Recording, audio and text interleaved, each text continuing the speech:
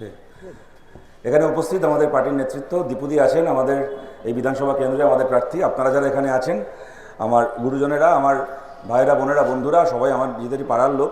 আমি আর খুব লম্বা কথার মধ্যে যাচ্ছি না, আমাদের অনেকক্ষণ সভা হয়েছে। বৃন্দাদি বোধহয় বলেছেন, এখানে সুদীপদা বলেছে, আরও দীপুদি বলেছেন, আমাদের আরও অনেকে বলে থাকবেন। নিশ্চয়ই তাদের যা যা বলার ছিল যাবতীয় বিষয় তারা বলেছেন।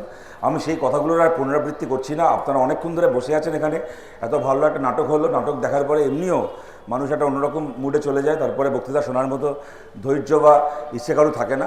আর আমার বিশ্বাস বক্তৃতা দেওয়ার কোনো কারণও নেই, দরকারও নেই। এই পিকনিক পার্কের মানুষ দীপুদি মানে আক্ষরিক অর্থে আপনাদের পাড়ার মেয়ে, আক্ষরিক অর্থে আপনারা দীপুদিকে চেনেন, জানেন। কাউন্সিলর হিসেবে এখানে কাজ করেছেন।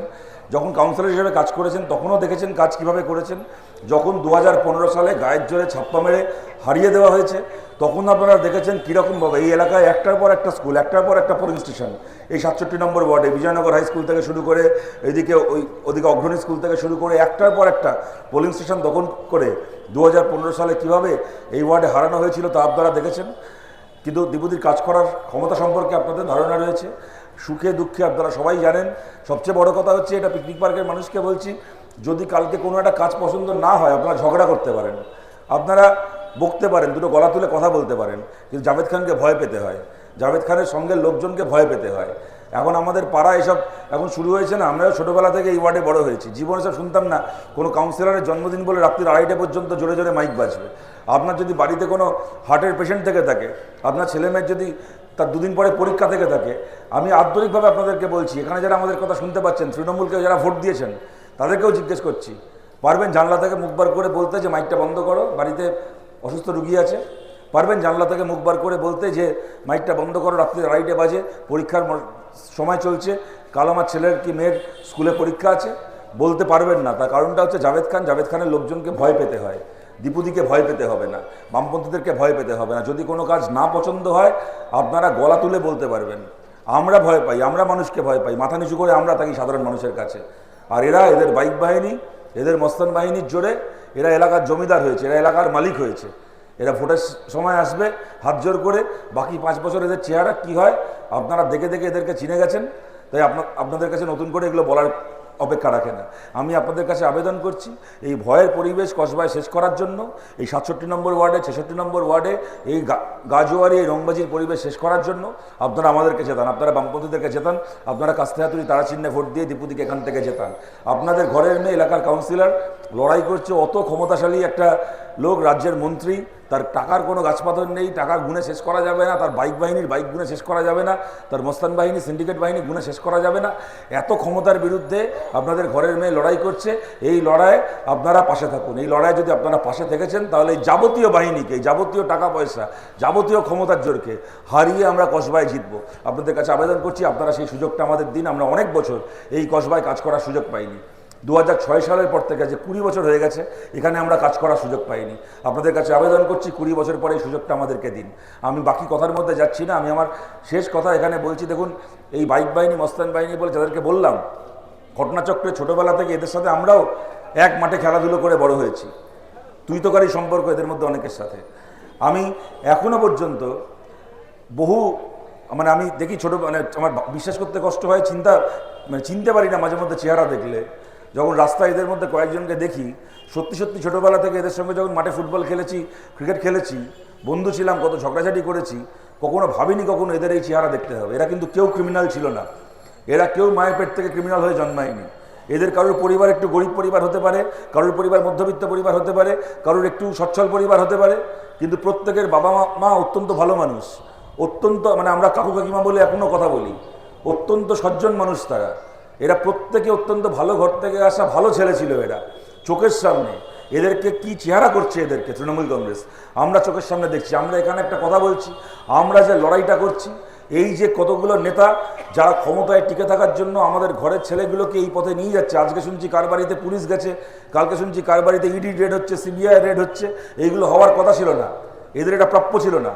এদেরকে এই জায়গায় নিয়ে আসলো যে নেতাগুলো, আমাদের লড়াই সেই নেতাগুলোর বিরুদ্ধে, এই ছেলেগুলোর বিরুদ্ধে আমাদের লড়াই নয়। এবং একটা ভুল ধারণা অনেকের মধ্যে তৈরি হয়ে আছে, কেন তৈরি হয়েছে আমরা জানি না, কিন্তু যে কোনো কারণেই হোক তৈরি হয়ে আছে যে ইট বালি সিমেন্টের ব্যবসা করতে খুব সুবিধা হচ্ছে তৃণমূল আছে বলে, বিল্ডিং তৈরি করতে খুব সুবিধা আছে জাভেদ খান আছে বলে, বিজন মুখার্জি আছে বলে। যদি জাভেদ খান না থাকে, যদি বিজন মুখার্জি না থাকে, তাহলে ইট বালি সিমেন্টের সাপ্লাইয়ের ব্যবসা বন্ধ হয়ে যাবে আর বিল্ডিং তৈরি বন্ধ হয়ে যাবে। যারা দূর থেকে আমাদের কথা শুনছেন নিশ্চিন্তে থাকুন, এখানে দাঁড়িয়ে আমরা বলছি। এইসব ফালতু আশঙ্কার মধ্যে থাকবেন না, এই সমস্ত ভুল ধারণার মধ্যে থাকবেন না। আমরা কমিউনিস্ট পার্টি করি, আমরা কখনো মনে করি না যে আইটি সেক্টরে চাকরি করা, কর্পোরেটে চাকরি করা আর কলেজে অধ্যাপনার চাকরি করাটাই খালি চাকরি, আর ইট বালি সিমেন্ট সাপ্লাই করাটা কোনো খারাপ কাজ, বিল্ডিং তৈরি করা কোনো খারাপ কাজ। একটা সমাজে যেরকম স্কুলে পড়ানোর লোক দরকার, একটা সমাজে যেরকম সাংবাদিকতা করার লোক দরকার, একটা সমাজে যেরকম রাস্তা মেরামত করার লোক দরকার, সেরকম একটা সমাজে বিল্ডিং তৈরি করা, বিল্ডিং মেটেরিয়াল সাপ্লাই করা সেই মানুষ, সেই পেশার মানুষও দরকার। এগুলো পেশা এক একটা সম্মানজনক পেশা, আমাদের কোনো লড়াই নেই এই পেশাগুলোর সঙ্গে। যারা দূর থেকে আমাদের কথা শুনছেন আপনাদের সবাইকে বলছি, আজকে যারা বিল্ডিংয়ের কনস্ট্রাকশনের সাপ্লাইয়ের ব্যবসা করে খাচ্ছেন, আমরা জিতলে আরও ভালো করে ব্যবসা করতে পারবেন। ফালতু তার জন্য সাধারণ মানুষের ওপর দৌরাত্ম্য ফলাতে হবে না। দীপুদি 10 বছর কাউন্সিলর ছিল, সেই সময় যারা ব্যবসা করেছেন ছাদ ঢালাই করার জন্য টাকা দিতে হতো দীপুদিকে। পাশের ওয়ার্ডে দীপঙ্কর দে কাউন্সিলর ছিল, 66 নম্বর ওয়ার্ডে যে কদিন ফাল্গুনিদা কাউন্সিলর ছিলেন, এখনও যারা আছেন সেই সময়কার মানুষ, টাকা দিতে হতো দীপঙ্কর দেকে, ফাল্গুনিদাকে টাকা দিতে হতো ছাদ ঢালাই করার জন্য, টাকা দিতে হতো না।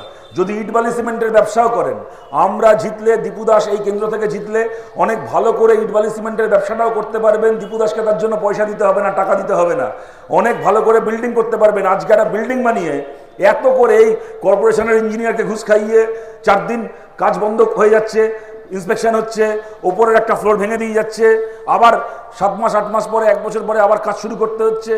এত করে ইলিগাল বিল্ডিং করতে হচ্ছে কেন? 3 তলা যেখানে বিল্ডিং প্ল্যান স্যাংশন হয়ে যাবে, আপনাকে কাউন্সিলরকে এত টাকা দিতে হচ্ছে, এমএলএকে টাকা পাঠাতে হচ্ছে, থানায় টাকা দিতে হচ্ছে, আপনার হাতে কিছু পড়ে থাকছে না। দুটো বাড়তি ইনকাম করার জন্য আপনাকে একটা ইলিগাল ফ্লোর তুলতে হচ্ছে। দীপু দাসকে জেতান, দীপু দাসকে 10টা 9 পয়সা কাটমানি দিতে হবে না, 10টা 9 পয়সা কমিশন দিতে হবে না। আপনি 4 তলা ইলিগাল বিল্ডিং বানিয়ে যা ব্যবসা করছেন, 3 তলা লিগাল বিল্ডিং বানিয়ে এর থেকে 3 গুণ বেশি টাকা ইনকাম করবেন। কসবাতে আপনার দরকার পড়বে না, কসবায় আপনার দরকার পড়বে না কোনো নেতার বাইক বাহিনী হয়ে ঘুরে বেড়ানোর আর কাউকে টাকা দিয়ে ব্যবসা করার। শান্তিতে নিজের ব্যবসা করতে পারবেন, ভালো করে নিজের ব্যবসা করতে পারবেন। আজকে যে টাকা উপার্জন করছেন, দীপু দাস জিতলে এর চেয়ে 3 গুণ বেশি টাকা উপার্জন করবেন। তার জন্য তৃণমূলের গোলামি করতে হবে না। আপনাদের সবার কাছে আমরা আবেদন করছি, আপনাদের সঙ্গে আমাদের কোনো লড়াই নেই, আপনাদের সঙ্গে আমাদের কোনো বিরোধ নেই। আমাদের লড়াই, আমাদের বিরোধ যে পিসি ভাইপোর সঙ্গে, আমাদের লড়াই, আমাদের বিরোধ যে জাভেদ খানের সঙ্গে, ওদের সঙ্গে আমরা আমাদেরটা বুঝে নেব। যে সাধারণ মানুষজন আছেন, সাধারণ পরিবারে যে সাধারণ ছেলেরা আছে, তাদেরকে বলছি আপনাদের সাথে আমাদের কোনো সমস্যা নেই, কোনো দ্বন্দ্ব নেই। এই লড়াই আমাদের পাশে থাকুন, আন্তরিকভাবে বলছি। আপনাদের দায়িত্ব, আপনাদের পরিবারের দায়িত্ব আমাদের, আমরা সে দায়িত্ব নেব।